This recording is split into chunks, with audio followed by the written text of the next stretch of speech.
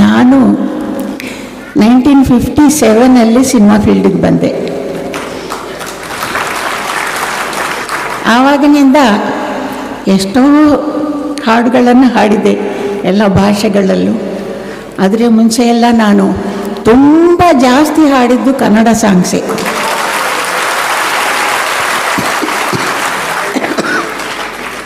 ಆಮೇಲೆ ಮಲಯಾಳ, ನೆಕ್ಸ್ಟೇ ಬೇರೆ ಯಾವುದಾದ್ರೂ. ಎಷ್ಟು ಕನ್ನಡ ಒಳ್ಳೆ ಸಾಂಗ್ಸು ಹಾಡಿದ್ದೀನಿ, ಲೆಕ್ಕ ಇಲ್ಲದಷ್ಟು ಸಾಂಗ್ಸ್ ಹಾಡಿದ್ದೀನಿ. ನನಗೆ ನಿಜವಾಗಲೂ ಹೇಳಬೇಕಂದ್ರೆ, ನನ್ನ ಅಭಿಮಾನಿಗಳ ಮನಸ್ಸಲ್ಲಿ ನಾನು ತುಂಬಿಕೊಂಡಿದ್ದೀನಿ. ಅವರುಗಳು ನನಗೆ ಕೊಡೋ ಪ್ರಶಸ್ತಿ ತುಂಬ ದೊಡ್ಡದು. ಮೈ ಮೇಲೆ 1 ಗ್ರಾಮ್ ಚಿನ್ನ ಇಲ್ಲ, ಬಿಳಿ ಸೀರೆ ಉಟ್ಟು ಬಾಡಿಗೆ ಮನೆಯಲ್ಲಿ ಕಣ್ಣು ಮುಚ್ಚಿದ ಮಹಾತಾಯಿ. ಆದರೆ ಆ ತಾಯಿ ಬಿಟ್ಟು ಹೋದ 500 ಕೋಟಿ ರಾಯಲ್ಟಿ ಹಣದ ಬೆಲೆ ಈಗ ಬಿದ್ದಿದೆ ಎಲ್ಲರ ಕಣ್ಣು. ದಿನಕ್ಕೆ ಲಕ್ಷಾಂತರ ರೂಪಾಯಿ ತಂದುಕೊಡೋ ಆ 48,000 ಹಾಡುಗಳ ಅಸಲಿ ಒಡೆಯ ಯಾರು? ಸ್ವಂತ ಮಗನಿಲ್ಲದ ಮನೆಯಲ್ಲಿ ಶುರುವಾಗಿದೆ ಈಗ ಕಾನೂನಿನ ಹೋರಾಟ.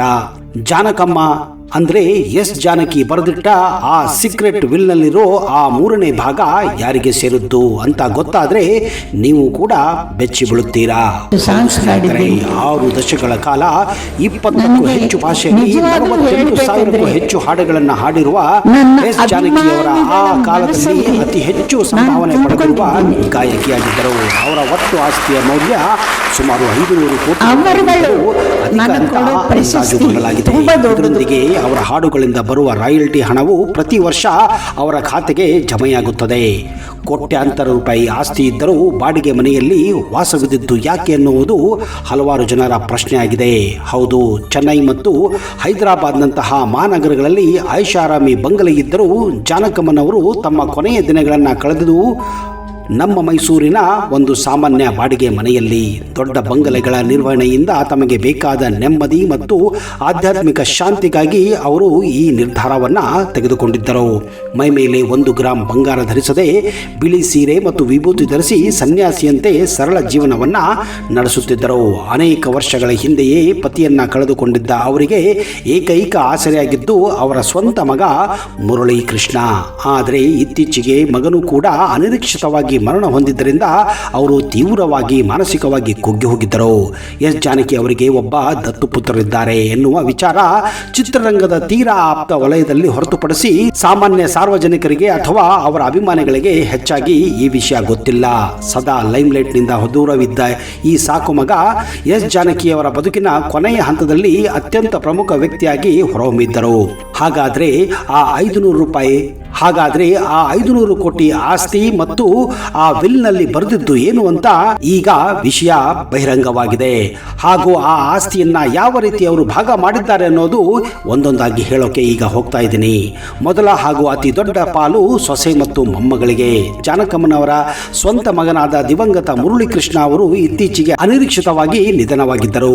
ಹೀಗಾಗಿ ತಮ್ಮ ರಕ್ತ ಸಂಬಂಧಿಗಳಾದಂತಹ ಮಗನ ಕುಟುಂಬವನ್ನ ರಕ್ಷಿಸುವ ನಿಟ್ಟಿನಲ್ಲಿ ಆಸ್ತಿಯ ಸಿಂಹಪಾಲವನ್ನ ತಮ್ಮ ಸೊಸೆ ಅಂದರೆ ಮುರಳಿ ಕೃಷ್ಣ ಅವರ ಪತ್ನಿ ಮತ್ತು ಮೊಮ್ಮಗಳ ಹೆಸರಿಗೆ ಬರೆದಿಟ್ಟಿದ್ದಾರೆ. ಇದರೊಂದಿಗೆ ಭವಿಷ್ಯದಲ್ಲಿ ಕೋಟ್ಯಾಂತರ ರೂಪಾಯಿ ತಂದುಕೊಡಬಲ್ಲ 48,000 ಹಾಡುಗಳ ಇಂಟರ್ನೆಟ್ ಮತ್ತು ಟಿವಿ ಪ್ರಸಾರದ ರಾಯಲ್ಟಿ ಆದಾಯವು ಕೂಡ ನೇರವಾಗಿ ಇವರಿಗೆ ಪಾವತಿಯಾಗುವಂತೆ ಆ ಬಿಲ್ನಲ್ಲಿ ಸ್ಪಷ್ಟವಾಗಿ ಉಲ್ಲೇಖ ಮಾಡಲಾಗಿದೆ.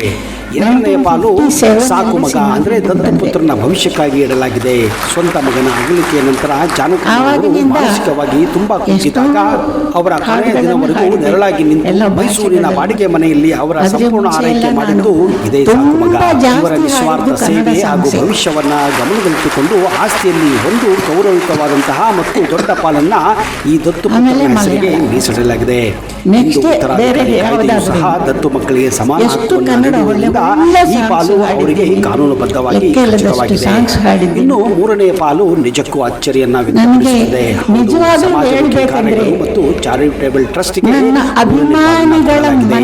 ಎಸ್ ಜಾನಕಿಯ ತಾವಷ್ಟೇ ಸರಳವಾಗಿ ಬದುಕದೆ ಕಷ್ಟಪಟ್ಟು ಸಂಪಾದಿಸಿದ ಹಣದ ಒಂದು ಮಹತ್ವದ ಭಾಗವನ್ನ ಸಮಾಜದ ಕಲ್ಯಾಣಕ್ಕಾಗಿ ಆ 3ನೇ ಭಾಗದ ಅಡಿಯಲ್ಲಿ ಕಲಾವಿದರಿಗೆ ನೆರವು ಅಂದರೆ ಬಡ ಕಲಾವಿದರ ಮಕ್ಕಳ ವಿದ್ಯಾಭ್ಯಾಸಕ್ಕೆ ಆರ್ಥಿಕ ಸಹಾಯ ಒದಗಿಸುವುದು.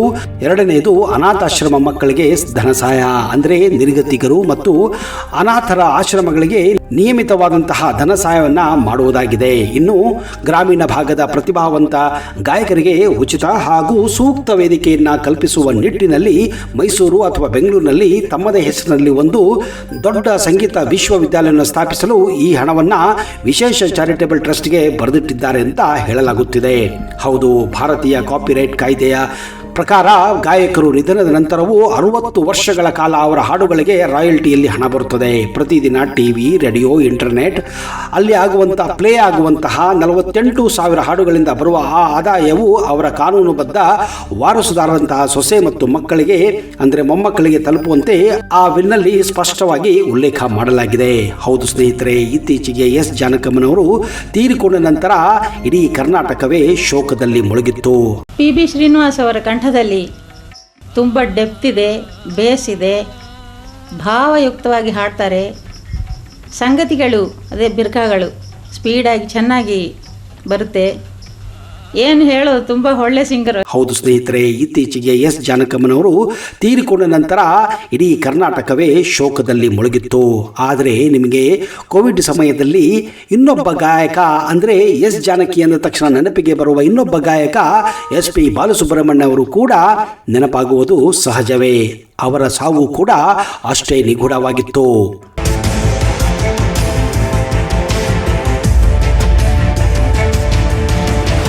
ಆಡು ಮೇಯದ ಸೊಪ್ಪಿಲ್ಲ, SP ಬಾಲಸುಬ್ರಹ್ಮಣ್ಯಂ ಹಾಡಿದ ಹಾಡಿಲ್ಲ.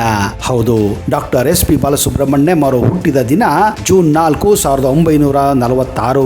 ಅವರು ಆಂಧ್ರ ಪ್ರದೇಶದ ಚಿತ್ತೂರಿನ ಕೋನೆಟಮ್ಮ ಪೆಟ್ಟ ಎಂಬಲ್ಲಿ ಸಾಂಪ್ರದಾಯಿಕ ಕುಟುಂಬವೊಂದರಲ್ಲಿ ಜನಿಸುತ್ತಾರೆ. SPB ವ್ಯವಸ್ಥಿತವಾಗಿ ಸಂಗೀತ ಕಲಿಯಲಿಲ್ಲ. ಹರಿಕತೆ ಹೇಳುತ್ತಿದ್ದ ತಂದೆ SP ಸಾಂಬಮೂರ್ತಿ ಅವರೇ ಅವರಿಗೆ ಪ್ರೇರಣೆ.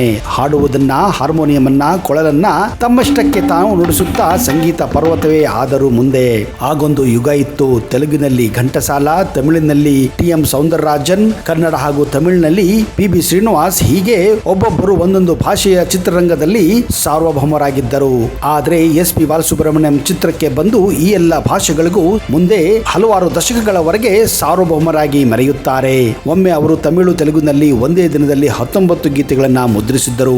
ಕನ್ನಡದಲ್ಲಿ ಒಂದೇ ದಿನ 17 ಗೀತೆಗಳನ್ನ ಮುದ್ರಿಸಿದ್ದರು. ಒಮ್ಮೆ ಅವರು ತೆಲುಗು, ತಮಿಳಿನಲ್ಲಿ ಒಂದೇ ದಿನದಲ್ಲಿ 19 ಗೀತೆಗಳನ್ನ ಧ್ವನಿ ಮುದ್ರಿಸಿದ್ದರು. ಕನ್ನಡದಲ್ಲಿ ಒಂದೇ ದಿನ 17 ಗೀತೆಗಳನ್ನ ರೆಕಾರ್ಡ್ ಮಾಡಿದ್ದರು. ಹಿಂದಿಯಲ್ಲೂ ಒಂದೇ ದಿನ 16 ಹಾಡುಗಳನ್ನ ಧ್ವನಿ ಮುದ್ರಿಸಿದ್ದರು. ಇದು SPB ಅವರ ಸಾಮರ್ಥ್ಯ, ಅವರಿಗಿದ್ದ ಬೇಡಿಕೆ, ಅವರಿಗಿರುವ ಆ ಸರಸ್ವತಿ ದೇವಿಯ ಆಶೀರ್ವಾದ. ಸಂಗೀತ ಪ್ರಧಾನವಾದ ಭಾರತೀಯ ಚಿತ್ರರಂಗದಲ್ಲಿ ಒಂದು ರೀತಿಯಲ್ಲಿ ಹಿನ್ನೆಲೆ ಗಾಯಕರು ಅಭಿನಯಿಸುವವರ ಆತ್ಮವಿದ್ದಂತೆ. ಇದನ್ನೇ ಡಾಕ್ಟರ್ ರಾಜ್ಕುಮಾರ್ ಅವರು ಒಮ್ಮೆ P.B. ಶ್ರೀನಿವಾಸ್ ಬಗ್ಗೆ ಹೇಳುತ್ತಾರೆ. P.B. ಶ್ರೀನಿವಾಸ್ ನನ್ನ ಆತ್ಮ, ನಾನು ಅವರ ಶರೀರ. ಹಾಗೆ ರಾಜ್ ಕಪೂರ್ ಮುಖೇಶ್ ಬಗ್ಗೆ ಹೇಳುತ್ತಿದ್ದರು. ಹಾವಿನ ದ್ವೇಷ 12 ವರ್ಷ ಎಂದು SP ಬಾಲಸುಬ್ರಹ್ಮಣ್ಯಂ ಹಾಡಿದಾಗ ವಿಷ್ಣುವರ್ಧನ್ ರಾಮಾಚಾರಿಯಾಗಿ ಬಿಟ್ಟರು. ಸ್ನೇಹದ ಕಡಲಲ್ಲಿ ಎಂದು ಹಾಡಿದಾಗ ಶ್ರೀನಾಥ್ ಪ್ರಣಯರಾಜರಾದರು. ಎಲ್ಲಿರುವೆ ಮನವ ಕಾಡುವ ರೂಪಸಿಯೇ ಎಂದು ಹಾಡಿದಾಗ ಅನಂತ್ ಕುಮಾರ್ ಆಕಾಶಕ್ಕೆ ಹಾರಿದ್ದರು. ನಲಿವ ಗುಲಾಬಿ ಹೂವೆ ಎಂದು ಶಂಕರ್ ನಾಗ್ ಭಾವಸ್ಥರಾಗಿದ್ದರು. ದಕ್ಷಿಣ ಭಾರತದ ರಜನಿಕಾಂತ್, ಕಮಲ್ ಹಾಸನ್, ಚಿರಂಜೀವಿ, ಹೀಗೆ 70 ಹಾಗೂ 80ರ ದಶಕದಿಂದ 2000ರ ದಶಕದವರೆಗೆ ಬಹುತೇಕ ಹೀರೋಗಳಿಗೆ ಅಂತರ್ಧ್ವನಿಯಾಗಿ SP ಬಾಲಸುಬ್ರಹ್ಮಣ್ಯ ಆಗಿದ್ದರು. ಅವರ ಧ್ವನಿ ಮೋಡಿಗೆ MGR, ಶಿವಾಜಿ ಗಣೇಶನ್, NT ರಾಮರಾವ್, ರಾಜ್ಕುಮಾರ್, ಅಕ್ಕಿನೇನಿ ಅಂತಹ ಹಿರಿಯರು ಕೂಡ ಆಗಾಗ ಇಣುಕುತ್ತಿತ್ತು. ಹಿಂದಿಯಲ್ಲಿ ಏಕ್ ದಿಜಿ ಕಿಲಿಯೇ ಬಂದಾಗ ಬಾಲು ಹಿಂದಿ ಚಿತ್ರರಂಗವನ್ನು ತಮ್ಮ ಮೋಡಿಗೆ ಸೆಳೆದುಕೊಂಡರು ಹಾಗೂ ಅದೇ ವರ್ಷ ಅತ್ಯುತ್ತಮ ಗಾಯಕ ಪ್ರಶಸ್ತಿಯನ್ನು ಕೂಡ ಗಿಟ್ಟಿಸಿಕೊಂಡರು. ಸಾಜನ್, ಮೈನೆ ಪ್ಯಾರಿ ಕಿಯಾ ಮುಂತಾದ ಚಿತ್ರಗಳು ಬಂದಾಗ ರಫಿ ಕಿಶೋರ್ ಅವರನ್ನ ಕಳೆದುಕೊಂಡು ಕಂಗಾಲಾಗಿದ್ದ ಹಿಂದಿ ಚಿತ್ರರಂಗಕ್ಕೆ SP ಬಾಲಸುಬ್ರಹ್ಮಣ್ಯಂ ಬೆನ್ನೆಲುಬಾಗಿದ್ದರು. ಆದರೆ ದುರಾದೃಷ್ಟ ಸ್ನೇಹಿತರೆ, ಕೊರೋನಾ ವೈರಾಣು ದಾಳಿಗೆ ತುತ್ತಾಗಿದ್ದ ಅವರ ಆರೋಗ್ಯ ಹಲವಾರು ದಿನಗಳಿಂದ ತೀವ್ರವಾಗಿ ಹದಗೆಟ್ಟಿತ್ತು. ವೈರಾಣು ದಾಳಿಯಿಂದ ಅವರ ಶ್ವಾಸಕೋಶಕ್ಕೆ ಗಂಭೀರವಾಗಿ ಹಾನಿಯಾಗಿತ್ತು. ಇದರಿಂದ ಉಸಿರಾಟಕ್ಕೆ ತೊಂದರೆಯಾಗಿತ್ತು. ಈ ಕಾರಣದಿಂದ ಅವರು ಹೆಚ್ಚುವರಿ ಆಮ್ಲಜನಕವನ್ನು ಪೂರೈಸಲು ಚೆನ್ನೈನಲ್ಲಿ ವ್ಯವಸ್ಥೆ ಮಾಡಲಾಗಿತ್ತು. ಆದರೆ ಈ ಚಿಕಿತ್ಸೆ ಯಶಸ್ವಿಯಾಗಲಿಲ್ಲ. ಮುಂದೆ SPB ಅವರು ಉಸಿರಾಟ ತೊಂದರೆಯಿಂದ ಚಿಕಿತ್ಸೆ ಫಲಿಸದೆ ಚೆನ್ನೈನ ಖಾಸಗಿ ಆಸ್ಪತ್ರೆಯಲ್ಲಿ 2020 ಸೆಪ್ಟೆಂಬರ್ 25ರಂದು ಕೊನೆಯ ಉಸಿರೆಳೆದರು. ಅಂದ ಹಾಗೆ ಈ ಮಹಾನ್ ವ್ಯಕ್ತಿಯ ಸಮಾಧಿ ಚೆನ್ನೈನಿಂದ 33 ಕಿಲೋಮೀಟರ್ ದೂರದಲ್ಲಿರುವ ತಮರಾಯಿ ಪಕ್ಕಂ ಎಂಬ ಅವರ ಫಾರ್ಮ್ ಹೌಸ್ ನಲ್ಲಿ ಅವರನ್ನ ಸಮಾಧಿ ಮಾಡಲಾಗಿದೆ.